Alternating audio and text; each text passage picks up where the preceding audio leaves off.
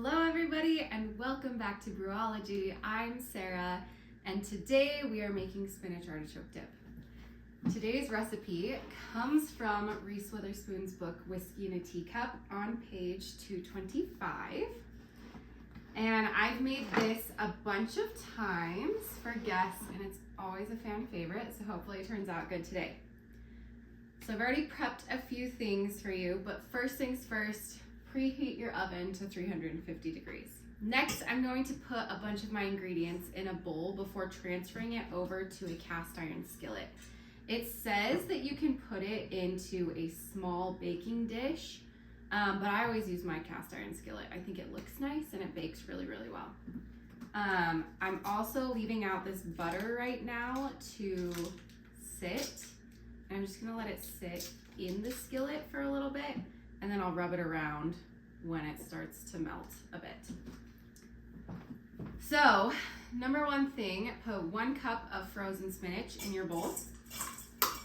It says it's supposed to be thawed and drained, but if you know me, you know I like chaos baking, which means you just bypass some of that work that takes too much time. And we just throw everything in and hope it turns out good. Second, we're gonna put 1/4 cup of Parmesan cheese. Hang on to this, you're going to use it later also.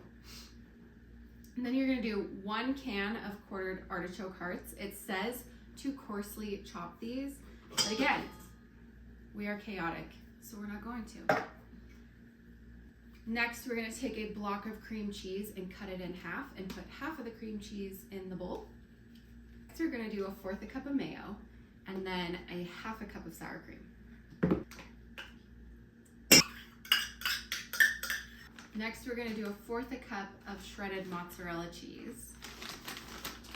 And yeah, I might put a little bit more than I should in there. And then last, 1 clove of garlic grated. It says that you can add 4 or 5 dashes of hot sauce, but that's not really my thing, so I'm gonna just take a fork now and mix this all up together. Your cream cheese should be thawed out. It would make mixing like so much easier. But again, chaos baking. We just kind of go with what we have and then hope that mixing fixes everything for us. Here's what it looks like all combined. Kind of soupy. Okay, now I'm gonna take my partially melty butter and just rub it around my cast iron skillet. So here's what it looks like when I'm done. Okay, now I'm just going to pour my mixture into my skillet and spread it out. Okay, and then for the last touch, take another 1/4 cup of Parmesan cheese and just sprinkle it over the top. Okay, and that's what that'll look like. Woo. Okay, now you wanna bake it in the oven for 20 to 30 minutes until it's bubbly and brown.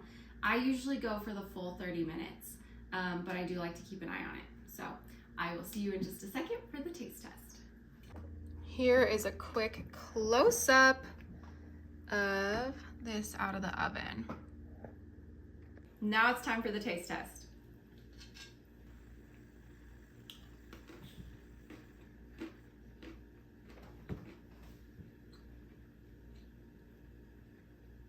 So fucking good. Recipe will be linked on my website, brewology801.com, and I'll see you guys next time.